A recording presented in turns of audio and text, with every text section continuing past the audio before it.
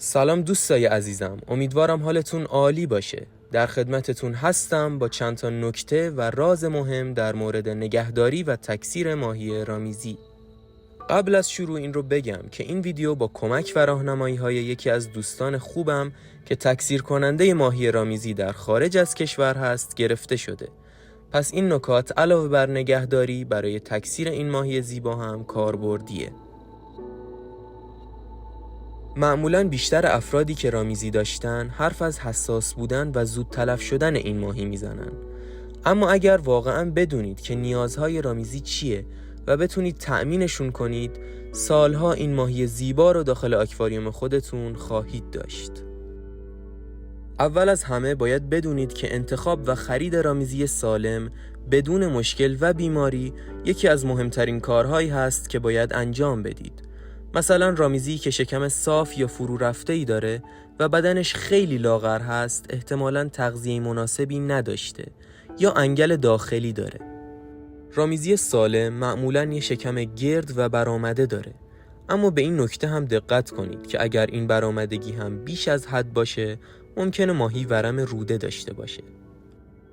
توجه داشته باشید رامیزی که میخواید بخرید سفیدک روی بدنش نباشه و حرکت بدن و بالهاش هم خیلی آهسته نباشه، چون معمولاً رامیزی سالم حرکت باله‌های سریعی داره. نکته بعد که خیلی هم مهم هست شرایط شیمی آب این ماهیه که حتماً باید سبک و کمی اسیدی باشه. رامیزی به سختی زیر 50 ppm و pH 6 تا 6.5 احتیاج داره و بهترین دما برای این ماهی 28 تا 29 درجه سانتیگراد هست.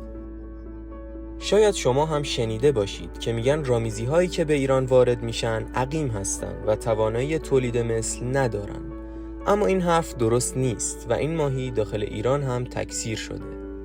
باید بدونید که اصلا عقیم کردن رامیزی به لحاظ اقتصادی هم به صرفه نیست، پس نگران این موضوع نباشید. اما تنها مشکلی که وجود داره اینه که هر باری که وارد ایران میشه کل اون بار یا فقط ماده هست یا فقط نر. مثلا من چند وقت پیش 8 تا رامیزی جرمن سفارش دادم که هر 8 تا ماده بودن. البته استثناء هم وجود داره و امکانش هست که بتونید یه جفت نر و ماده داخل یک بار پیدا کنید. تشخیص جنسیت این ماهی به این شکله که ماهی ماده نسبت به ماهی نر کوچکتر هست، بدن گردتری داره و باله‌های کوتاه‌تری هم داره. ماهی ماده اگر بالغ باشه لوله تخمش به صورت یک لوله سفید مشخصه. البته در نژاد جرمن و گلد رامیزی ماده شکمش کاملاً به رنگ صورتی در میاد. بهتر این رو بدونید که تشخیص جنسیت رامیزی وقتی داخل مغازه هست و استرس داره کار راحتی نیست. برای تغذیه این ماهی هم بهتر از غذاهای پروتئین بالا مثل ناپلی آرتمیا و غذاهای خشک خوب از برندهای معتبر استفاده کرد. میتونید از عصاره سیر هم برای جلوگیری از مشکلات گوارشی ماهی رامیزیتون استفاده کنید. بهتر کرم خونی را از رژیم غذایی این ماهی حذف کنید یا حداقل کمتر ازش استفاده کنید، چون معمولاً باعث انسداد روده و انگل داخلی در این ماهی میشه. دوستای عزیزم خیلی ازتون ممنونم که تا اینجای ویدیو با من همراه بودید.